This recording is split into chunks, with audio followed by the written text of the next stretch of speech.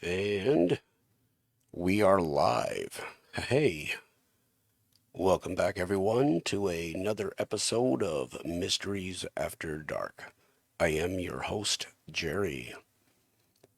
For those of you watching that are in the Midwest, more specifically in that Nebraska, Iowa, Omaha, Council Bluffs area, this is horrible. Like, don't get me wrong, I'm not excited for -30 and 8 feet of snow, but 100, 101, 104, that's not feels like that is the temperature. Oh, I feel like you're gonna melt every time you go outside. So if I have any old wrestling fans in here, you might remember Terry Funk, the old WWF. And unfortunately, he is no longer with us as of yesterday. Made it 79 years, and if you look at the stuff that guy went through, made it to 79. That's kind of impressive.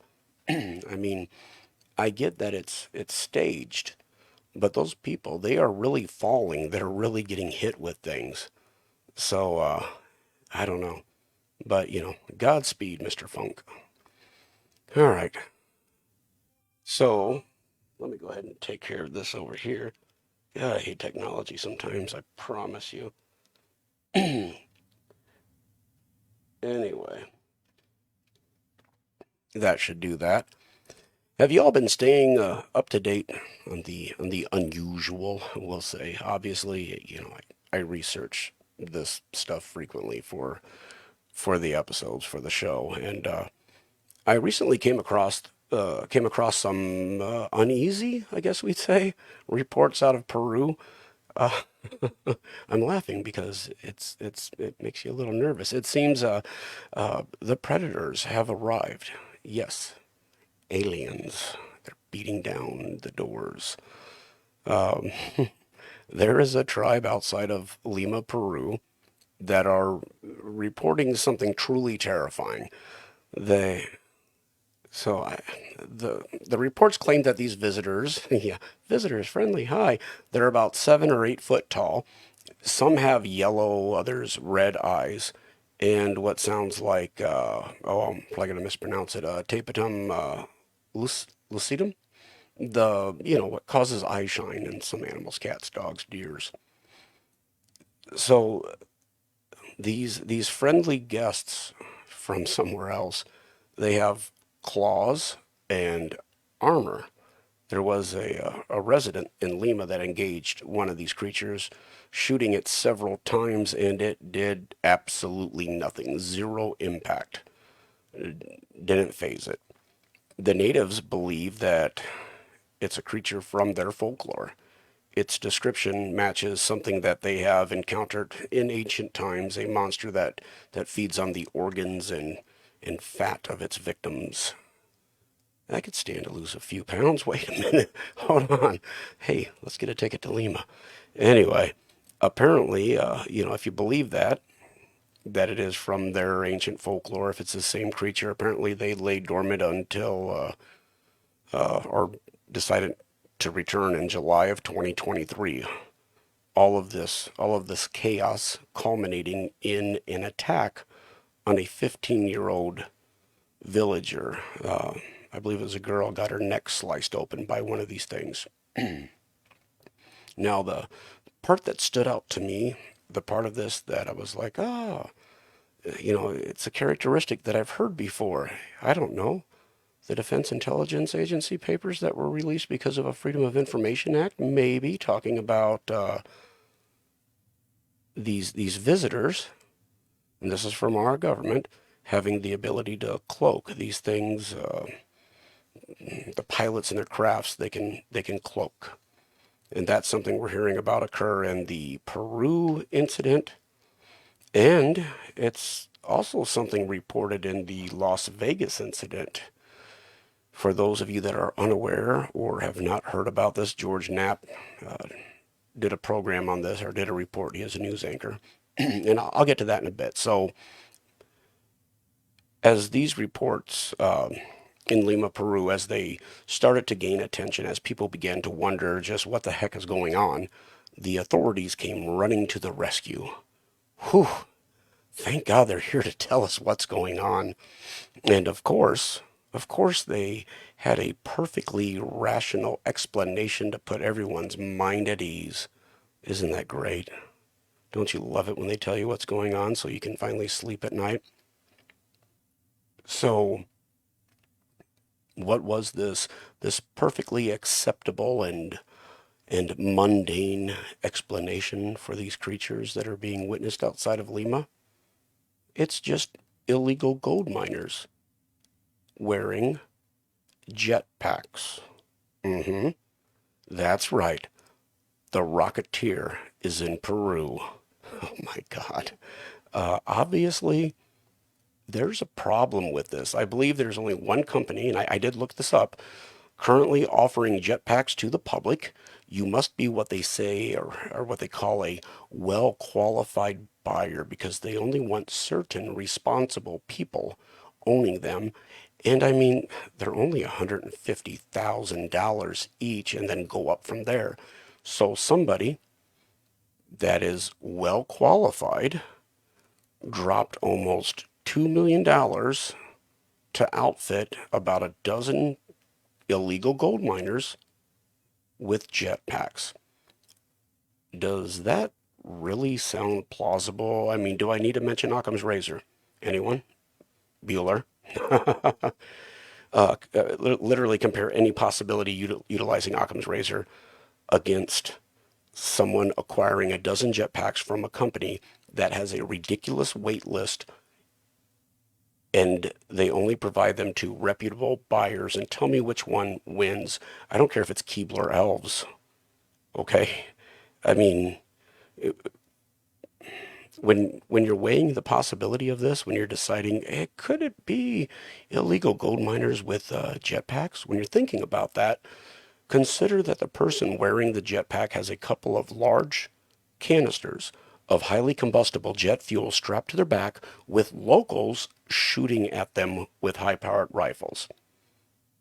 And the illegal gold miners keep coming back to get shot at again with highly flammable canisters strapped to their back. Does anyone else remember the old swamp gas reflecting the light of Venus explanation for when people used to see unexplicable lights? These uh, these reports in general, the sightings, what's being allowed to be talked about, the government, it appears to be getting closer to disclosure and come down the rabbit hole. It's almost like something is coming, something is headed for us. And does anyone else feel uneasy about this?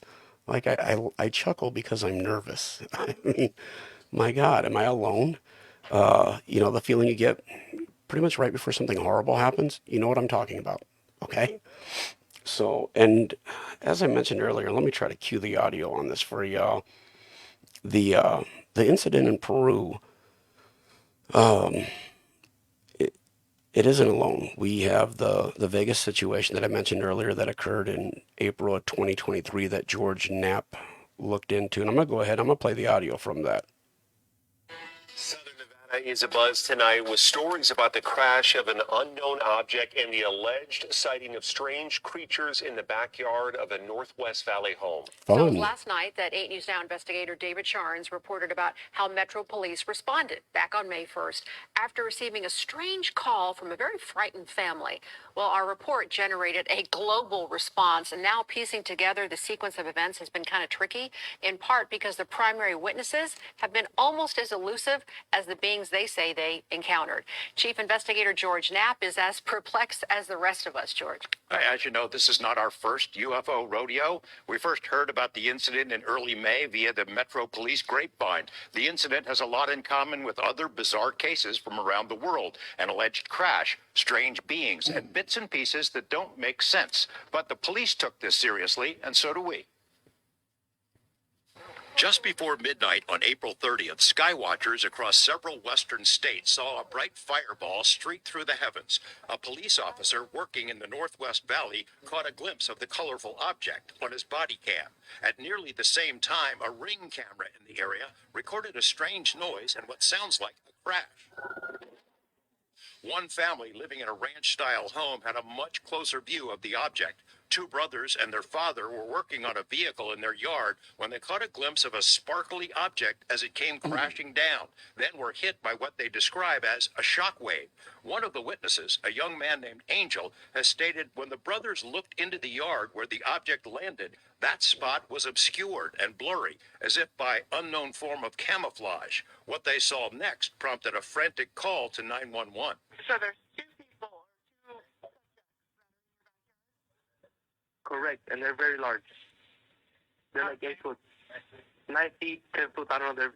They look like aliens to us. Big eyes. They have big eyes. Like I can't explain it. And big mouth. They're shiny eyes, and they're not human. They're 100% they're not human.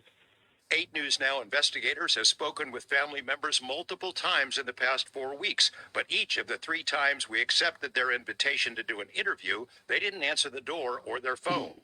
These are some of the claims they've made in other public forums. Multiple family members backed up the story in an initial police report we obtained. Angel says they heard the patter of multiple feet in the yard. They later heard footsteps on their roof. They saw one of the 8-foot-tall creatures climb behind the controls of a large front loader stored in the yard as if trying to engage it. He got a good look at one of the creatures, he said, a greenish-grayish being with large eyes and long legs. He says he could hear its deep breaths, and when he locked eyes, he was, in essence, frozen in place, couldn't move. In the middle of the yard, where the object had crashed, then vanished, a circular impression was left in the soil. Okay, where is this on your property? Metro sources say the police dispatcher initially wondered whether to send a crisis intervention team to help the troubled witness, but then took the incident seriously. 2 officers arrived 38 minutes after the call, and by then had heard from other officers. They proceeded cautiously and managed some nervous laughs. I ain't dealing with that. A few days later, the family says 2 Metro sergeants returned to the scene to ask follow-up questions. The family says they also saw men in suits and sunglasses driving in a car with government plates cruising slowly past the house in the following days. Nellis and Creech have denied any interest or involvement with the incident. Metro has indicated they believe the family that something crashed in their yard. But what? Someone else has access to it. You mentioned, George, in that piece that, they were frozen because some. Imagine if that was you and you witnessed that. That would be horrifying. And their story is corroborated. On the police body cam, you see something descend from the sky. On the Ring doorbell, you hear a sound which it sounds like an impact occurring, not an explosion. We have audio from meteorites blowing up in the atmosphere. This did not sound anything like that whatsoever. And the common similarity here is the Peru, they talk about the eye color, or the eye being shiny. This kid mentioned the eyes were shiny. In Peru, they're cloaking. This kid mentioned cloaking. There's more details out there you can get into. This one that George Knapp did, it covered all the topics pretty good, but there's a little more detail that wasn't covered that you can find yourself. And my thing here is, before everyone screams, it's a hoax, it's a hoax. There's more to the story. And this is confirmed. Homeland Security, since this occurred, Homeland Security has placed video cameras around this neighborhood, and no less than 4 of those cameras are pointing directly into this property where this craft supposedly landed. So there's only 2 sides to the story. There's only 2 possibilities. The first one is that these people made the story up about this craft being in their backyard. And by the way, it's a huge backyard. It's not what you think of when you think of regular little backyard in the city. It's large, probably, I don't know, half acre, could be more. So the first possibility is that they made the story up, and it just so happens that their story coincides with some light coming down from the sky in their general direction, which was captured on a police body camera, and a very unusual sound, which was captured on at least one Ring doorbell in the neighborhood. So that's the first possibility, that they're so good that I don't know, maybe they spoofed the police body camera and the Ring doorbell, even though they had no way to do that. Or there's a very, there's a second possibility, and maybe it's the most plausible one. Something's here, because really the first one isn't, in my opinion, possible, and that's a terrifying reality. Unless these kid or this kid and this family was able to do all of that, it means something really did crash in their yard. It means that they are telling the truth. Uh, that this scenario it actually happened, which explains why Homeland Security, within about a week, decided to go into that neighborhood and put cameras up on all of the light poles. Um, I don't know. It's weird. I don't understand just waiting for the government to come out and you know basically saying that we're experimenting with it, or we had some mishaps, and those pilots or soldiers actually accidentally found themselves in Peru, or in the backyard of a house in Vegas. Wouldn't that be great? No, it wasn't aliens. It was us. It was experimental craft. Things happen. We wound up in a backyard in Vegas. We wound up in Peru. We let people shoot at us. It was a good time. It was great. But hey, we can't talk to you about it because it's classified. I mean, is that going to be the next thing they're going to do? I mean, at this point, we got the subcommittee, we got all of this going on.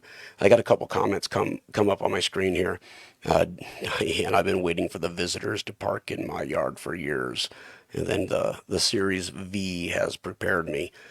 You know what? The remake on that V, that was really good. I really liked the remake. And then Ronald Brady, welcome back, buddy. So anyway, back on this thing here, I mean, it's a possibility they could come out, say that, this and that, and it was just it's our craft, and, maybe they're going to turn around and pretend that those 1,500 plus pages from the Defense Intelligence Agency were never released, that no one read about the fact that our government confirmed that we have craft and occupants that are not human with technology vastly superior to ours. And that technology is, according to them, damaging to human biology. And these, whatever they are, lovely visitors, they are experimenting with and altering our DNA. And you know what? That's fine. Let them do that. It'll help at least some of y'all sleep better at night. So why not? So we can do that. We can say it's all new tech. It's just us doing fancy little things. But are we going to ignore the reports? Some of which I would say is slightly more unnerving, from decades ago, before we developed this fantastical technology and craft and bulletproof Green Goblin looking armor with claws. If you're not familiar, y'all should look up the aerial school incident that occurred in 1994 in Zimbabwe. We have over 60 witnesses. We we have a teacher that said that they took a picture of the craft. So this is a teacher and that some men dressed like, I guess you would say FBI agents, or perhaps CIA agents, or some other alphabet agency that likes to wear black suits. They came in, and this is from a teacher at that school. They came in and confiscated the photos and the camera, and the children there drew pictures of what these things, yes, the visitors that exited the ship, of what these things and the ship look like. They took those too. They took it all evidence. Thankfully, some of those students were contacted about this event. It was several years later, maybe about 10 years later, and they had drawings. They still had them, or they had more. They said it was stuck in their brain like a thorn, and they were compelled to draw them again. So I don't know. We had I don't know, maybe the 1980 Cash Landrum incident. It was two ladies and a child. They witnessed a diamond-shaped craft on the road in front of them. The women, kid you not, they actually thought it was the second coming of Christ. So they got out of their vehicle and they ran towards it. Uh, don't do that. If you see something glowing in the sky, go the opposite direction. Don't go towards it, y'all. That ain't what you do. Uh, the story, it never would have made the news. It would have been nothing. Nobody would have spoke of it, except they developed burns. They started losing their hair. They had intense nausea, fingernails, started doing funky things, and they went to the hospital. And the results of the tests should not be possible, but they were suffering from intense radiation exposure. Now, you could leave it there and say, oh, yeah, maybe that's, they're hyping it, that those, you know, where's the medical records? We got them. And we have the photographs of the burns, of where their skin started to disintegrate, basically. I don't know if you've ever looked up radiation burns, but I tell you, you can look up the Cash Landrum incident radiation burns. Google it, look it up, and you can see the hell that these people went through. It's horrible. For those of you listening to me right now, I'll guarantee you've probably heard of a gentleman named Travis Walton. The movie Fire in the Sky was based on what happened to Mr. Walton. If you haven't seen that movie, Fire in the Sky, I definitely recommend it. It's a good flick. So it was November 5th, 1975. Him and his crew, they were tree loggers. They were out cutting trees. They were heading home from a day of logging. They saw a light off in the distance through the trees. First, they thought it was a fire, so they went to investigate. When they arrived, they saw a craft in the sky just above the ground, maybe 40, 50 feet above the ground. Travis did what I probably would have done because, I'm dumb like that. He jumped out of the truck and wanted to get up close and personal. And that's what he did. And he got flung. A beam of light hit him and it flung him several yards down to the ground. His co-workers, they panicked. They freaked out. Can you blame them? They drove away and left him for dead. So I'm giving you the abbreviated version. So about 5 days later, he reappeared.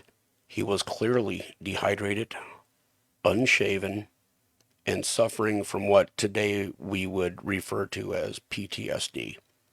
So again, if you've never seen that movie, Fire in the Sky, check it out. Now we can go back a little bit further than this. We can go back to May of 1967. Stefan Michalak was an industrial mechanic professionally. That was his job, but he was an amateur geologist frequently visiting land he purchased by Falcon Lake up in Canada, looking for quartz and silver veins.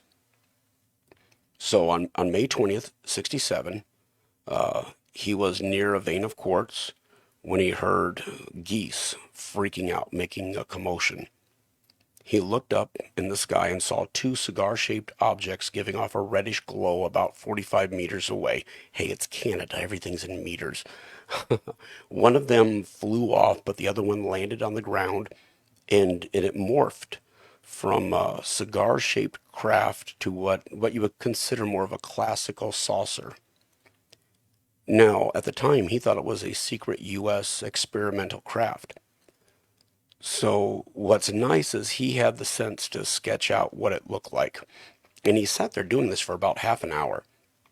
And the image of his drawings, they are available online. Anyone can look them up.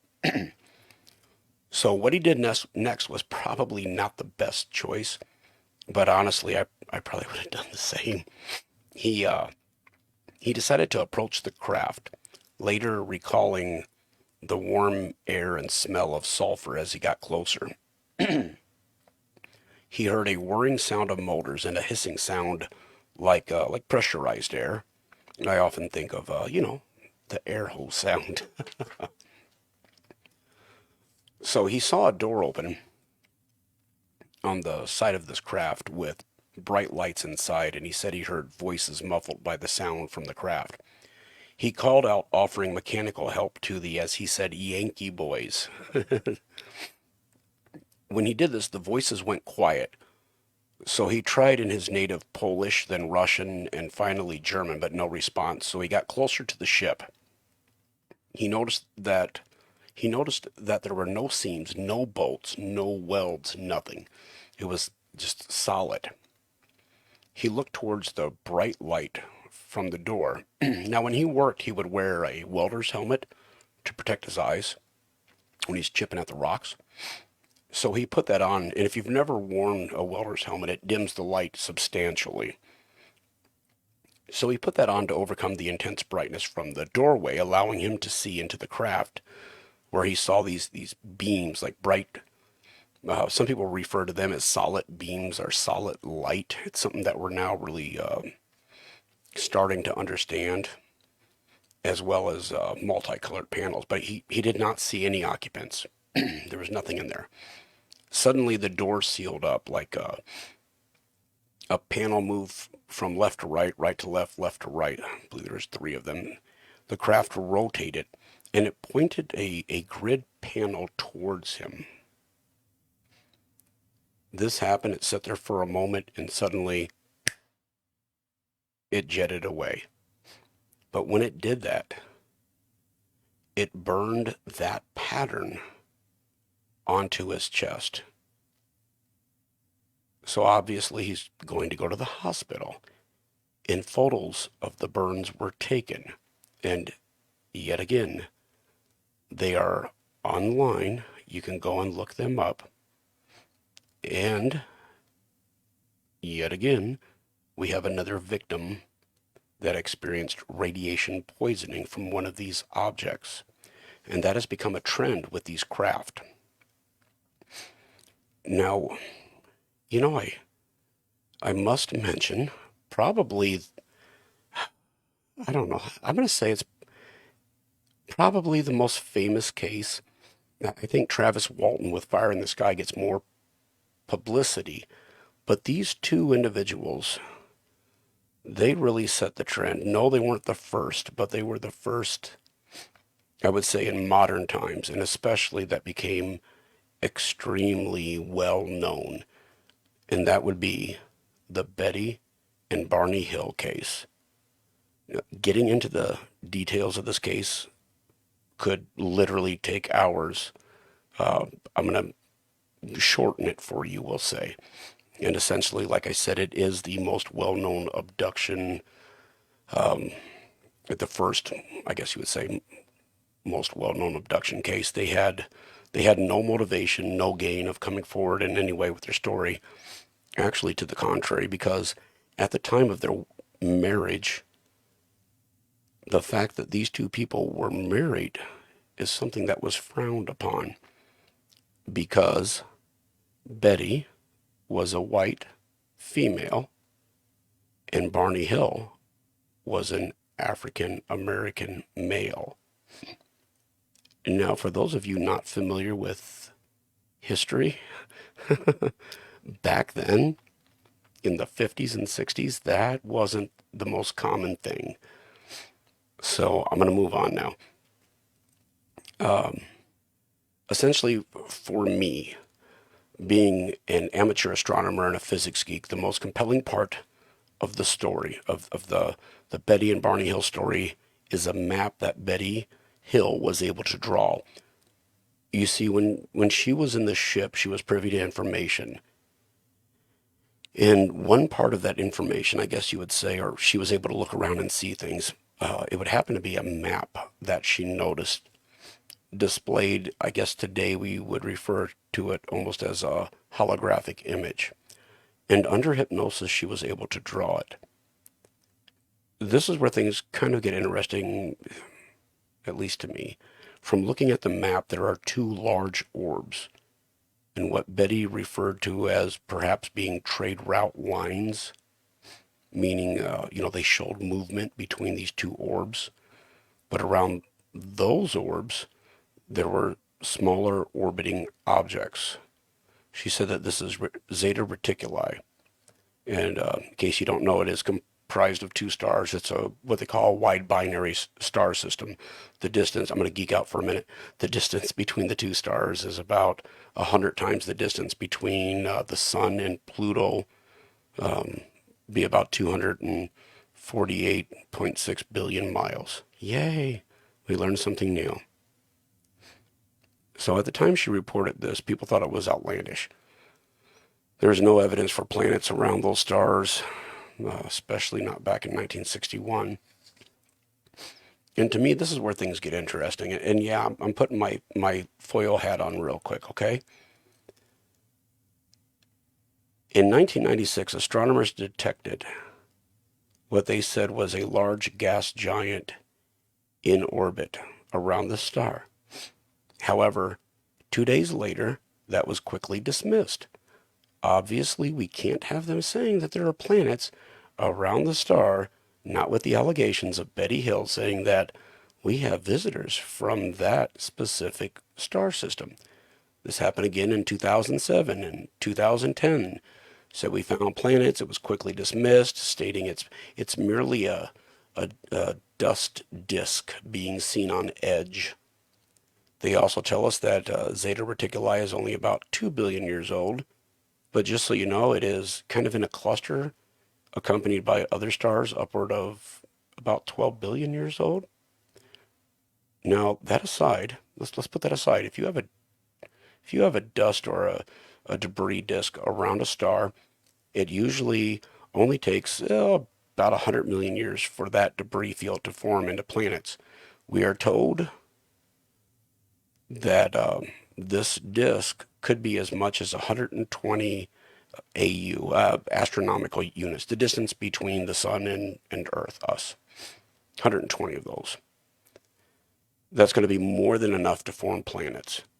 And I know many of you listening to me are saying, Jerry, we have an asteroid belt and it hasn't formed planets, and there's so many rocks out there. That's not true. It's not. Our asteroid belt, if you put all those rocks together, it's about 4% the mass of our moon. 4% the mass of our moon. That's not large. So it's what we have out there would not, I mean, it would be a speck compared to what's around Zeta Reticuli.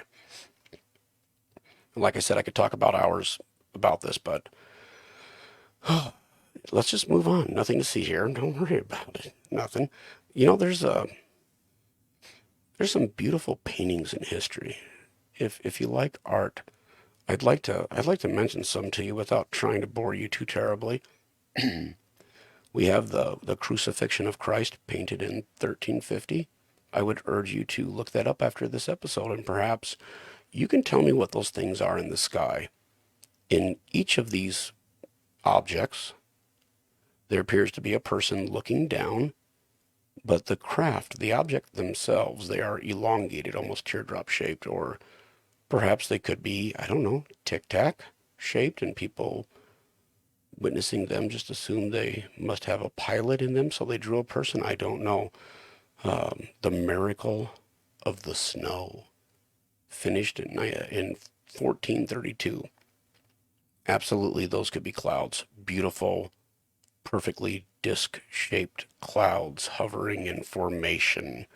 But when you look at the Madonna and you look at the detail of that art and you kind of move your eye over a little bit and you think, God, that's magnificent. It is a perfectly drawn classical saucer, what we today would refer to as a saucer. It's silver, it's disc shaped, and it has light radiating from it. I don't know anything in the natural world, especially back in the 1400s, that's silver, disc shaped, and radiating light. And believe me, I can go down a list of paintings. The Israeli Put Hope in the Lord, classical saucer. The Triumph of Summer, again in the background, has a classical saucers. The Baptism of Christ. It's not just a saucer, there's light radiating down from it. But wait, there's more. Get another show. I was almost going to say an infomercial, but I might get sued. Leonardo, St. John the Baptist. If you print this image in a reverse, overlay them partially, something very interesting appears between the two of them, something that looks similar to what people report the pilots of these unknown craft look like. The same artifact appears with the Mona Lisa if you do the same thing. And for those of you unaware, you need to look up Leonardo da Vinci. Look into his life about the missing time where he went to another place with these strange looking people. And it does very much sound like an abduction scenario. But that's for another episode, another time. We have a fresco cathedral painting of Christ on the cross, again with an object in the sky that isn't something from this planet. The Annunciation with Saint Amidus. This one might be the most compelling painting for something not from this world, and I would strongly urge you to look into that. It appears to be honestly something you would see in a Hollywood movie, but the problem is it was painted in, I don't know, 1486. The Annunciation with Saint Emidas, Emidas. Look that up. But there's one to me that stands out above all of these. There's one that was recorded as a historical event which occurred, and it was published. I don't know about you, but to me this kind of has deep implications. This tells me that these artists and these people back then were in fact witnessing something in the sky, but they would attribute these things to God. They would attribute them to God.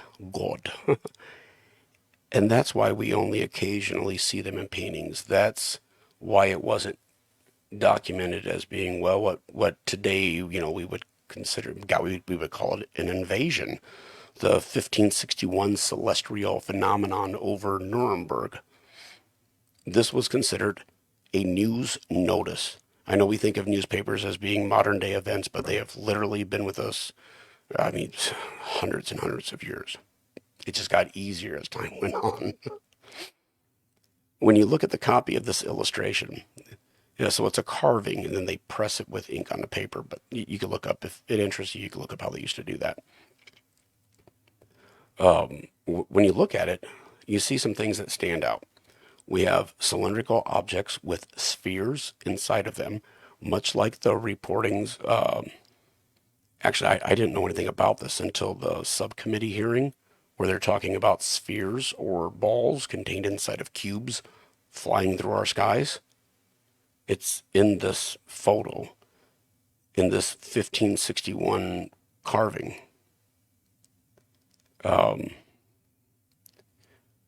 Within these pictures, I guess you would say, or within this picture, we have spherical objects flying, spherical objects connected to others. Again, something that we we commonly hear about, today, the the writing, it talks about, I guess you would say, when you get into the translation, it literally describes a war or a battle taking place between these different type of craft. It's out there online. You can look it up. But calm down.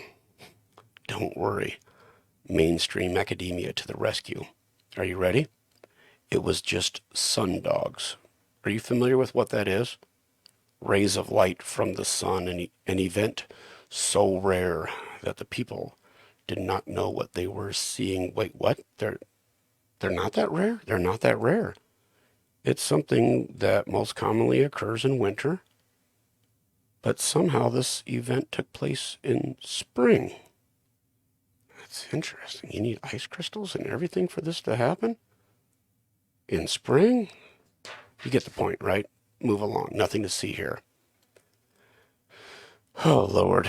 It'd be nice if they would just come out and talk about it, but they won't. Yes, Diane, the scholars say those are angels in the pictures. I don't know any angels that look like that, but I have seen depictions from people that talk about, we'll say, visitors, like in Peru, that look very much like that. And while we're talking about all this, let's not forget about cave paintings. So, if you're unaware, the Colorado Plateau, the Barrier Canyon pictograph, it's about 9,000 years old. Look it up. That's not a human. The Amaki 4 cave paintings discovered by Krakow. I mean, not human. We have Japanese. We have Japanese UFO painting with dots underneath it. It looks like a saucer, a classical saucer with little orbs, which is something that's being reported today. But it's just 7,000 years old. We have Egyptian carvings, which very much look like modern day, I don't know, planes, helicopters, tanks. We have another 7,000-year-old petroglyph from Mexico, which depicts some type of disc object hovering over 4 people while it's emitting light down onto them as they have their arms stretched out. We have a 10,000-year-old stone carving from Italy depicting 2 what appear to be astronauts.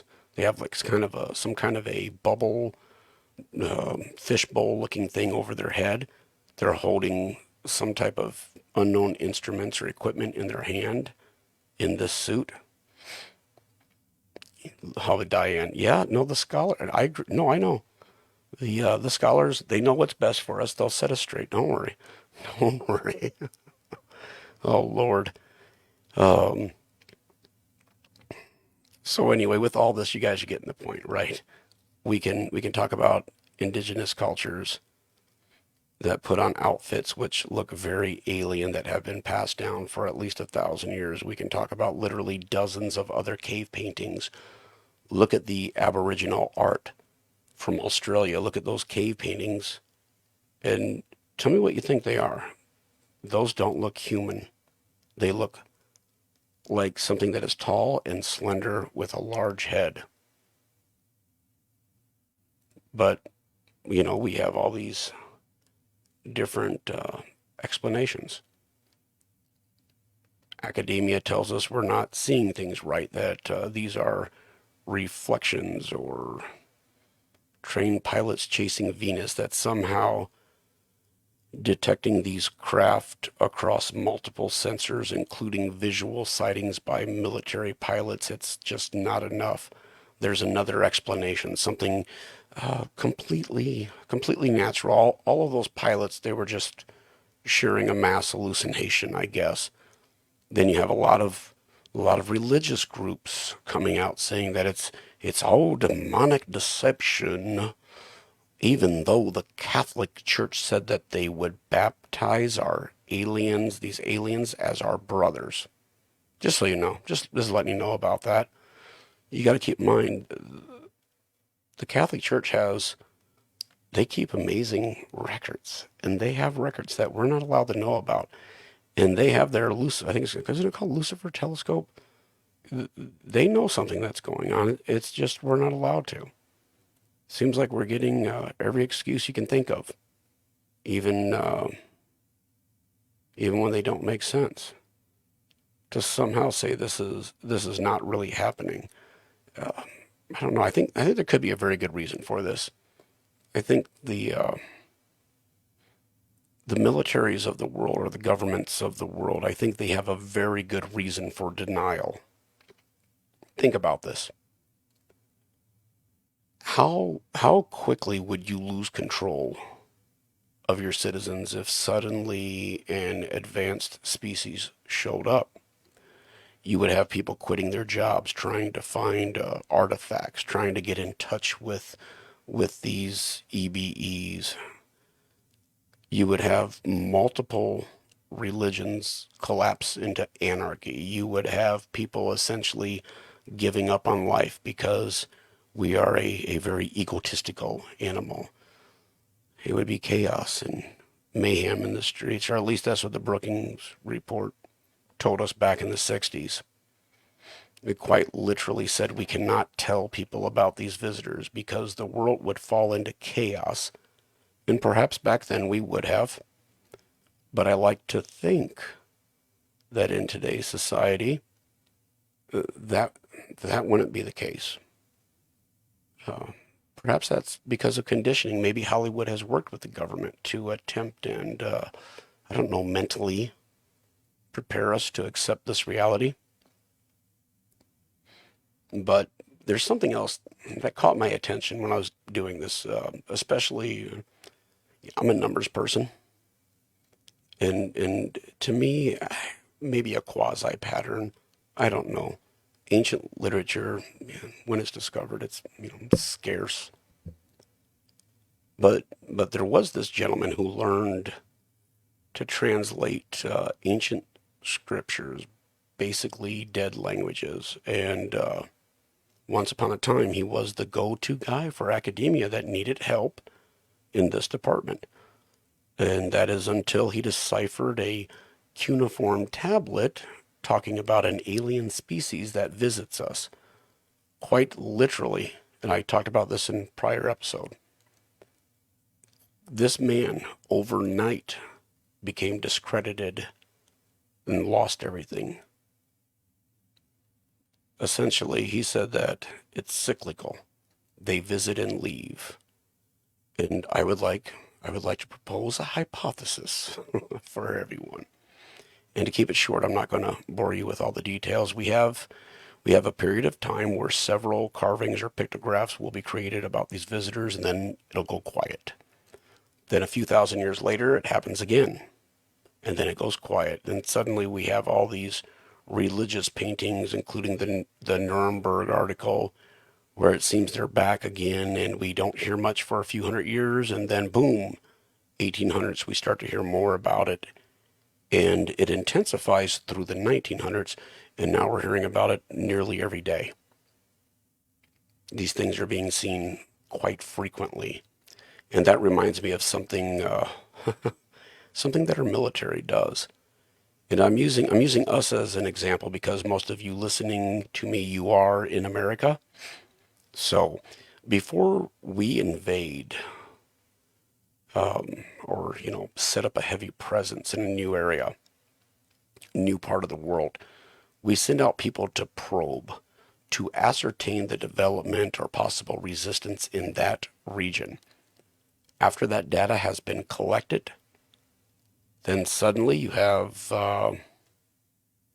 Americans living right next door to you. Isn't that great? Oh, surprise! We're about to destroy your country.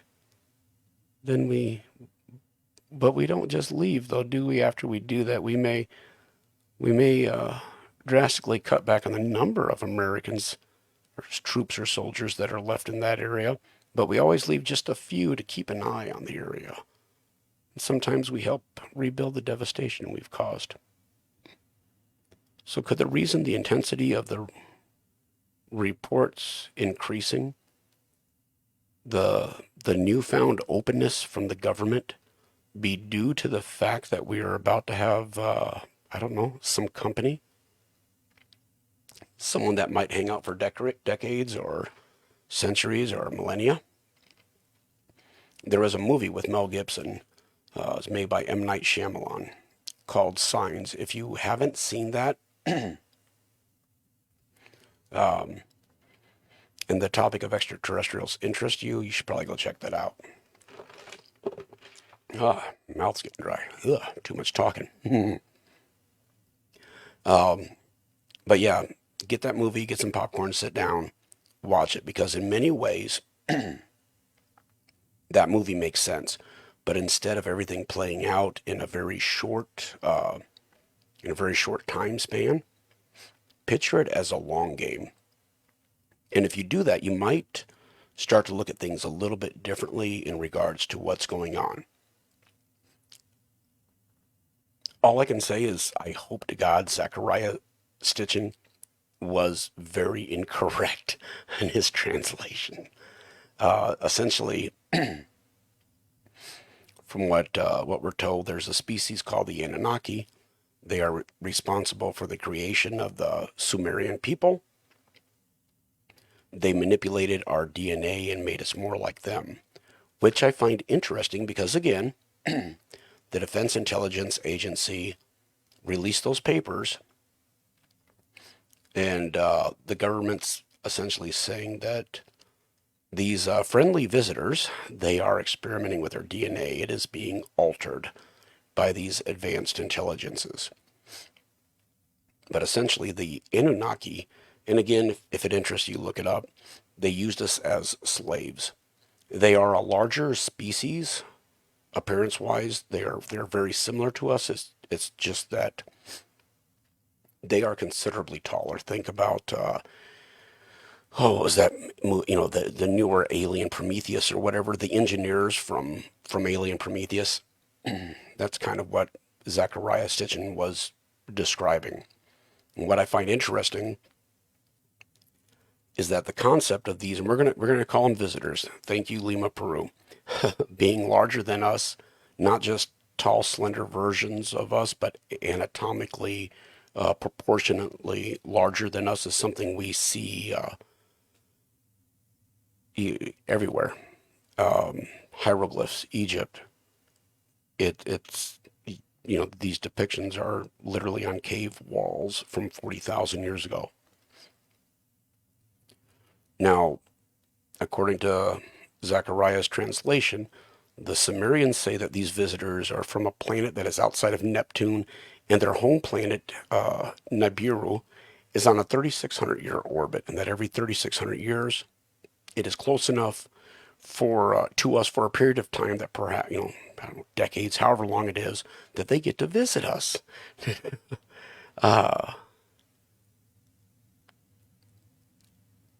If his translation is correct, you got to understand these are the words from a very primitive people with no understanding of space travel. So the fact that they would even say this, it's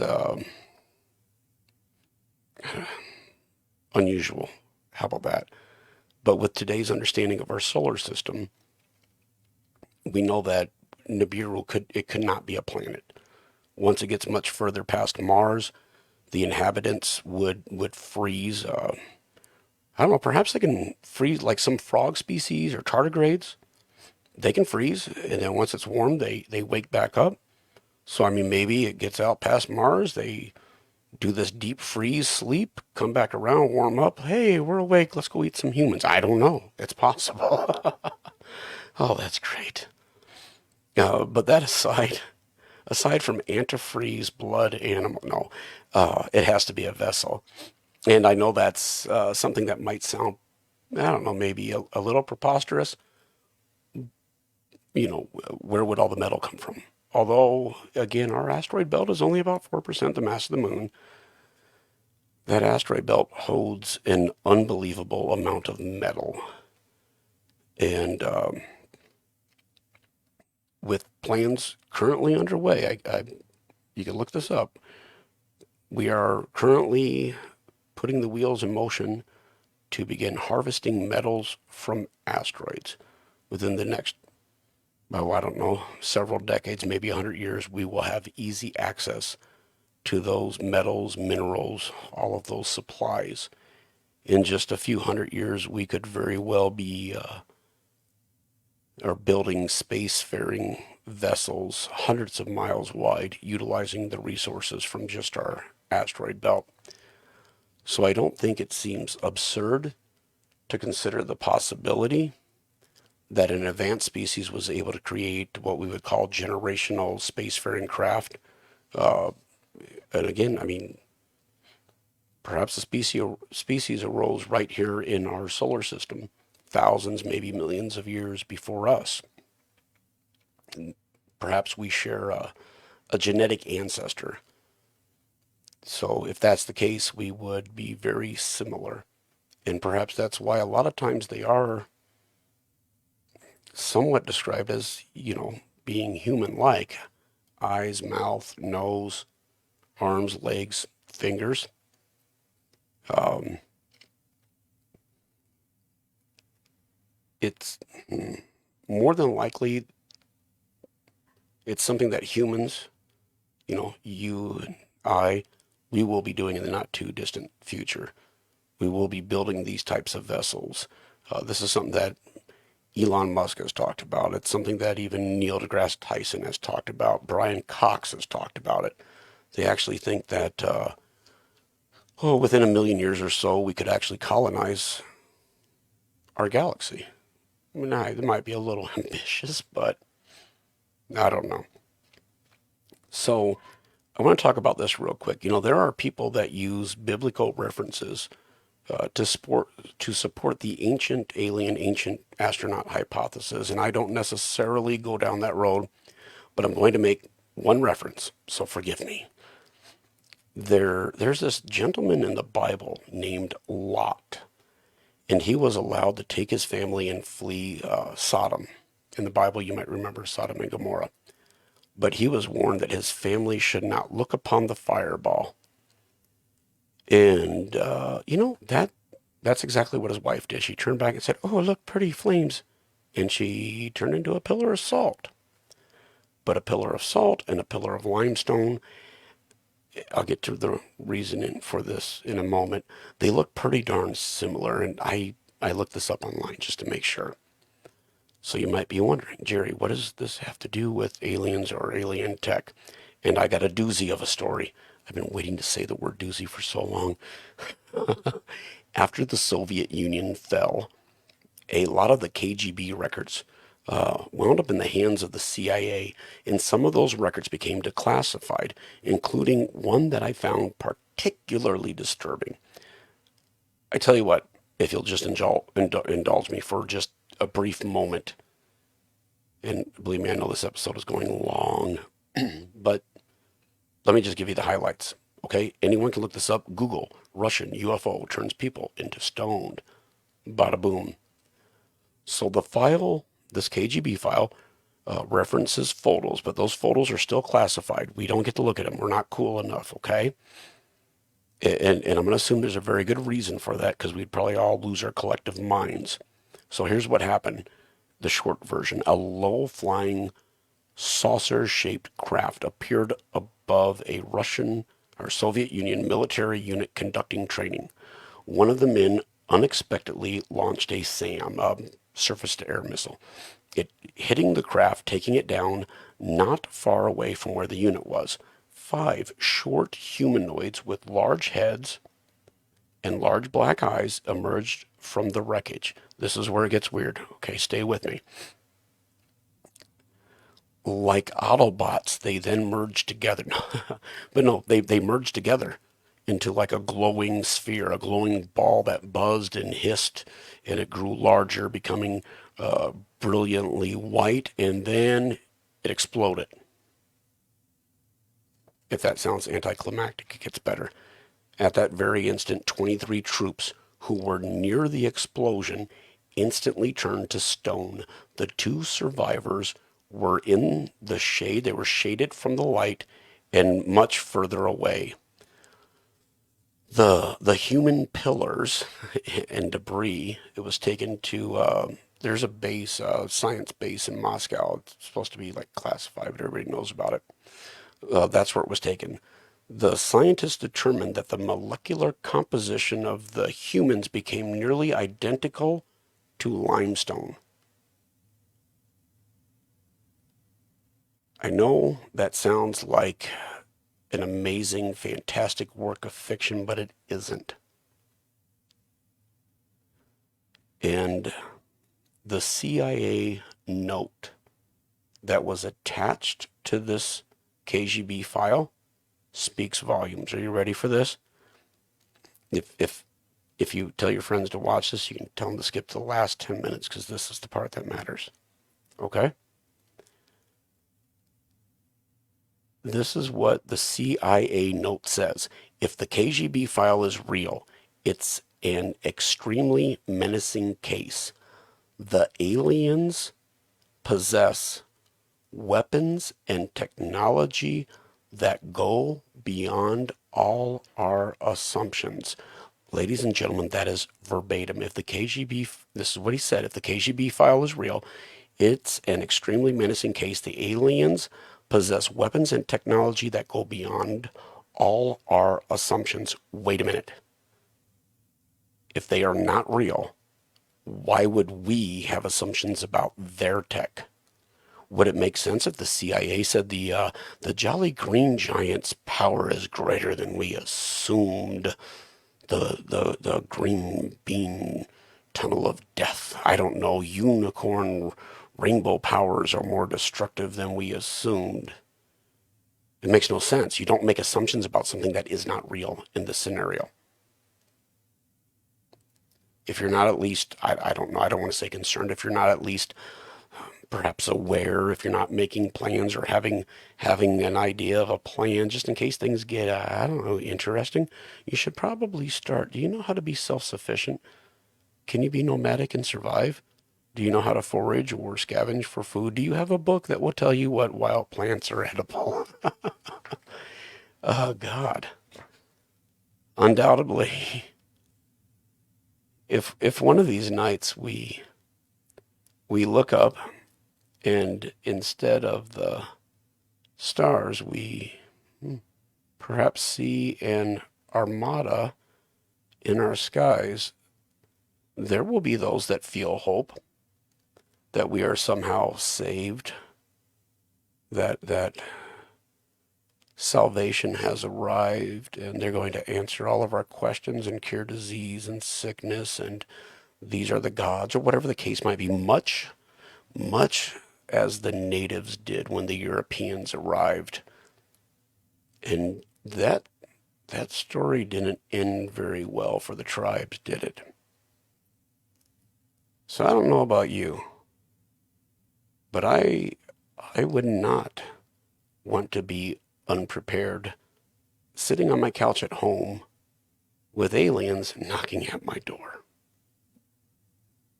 Something to think about. All right, y'all, 1 hour, 3 minutes.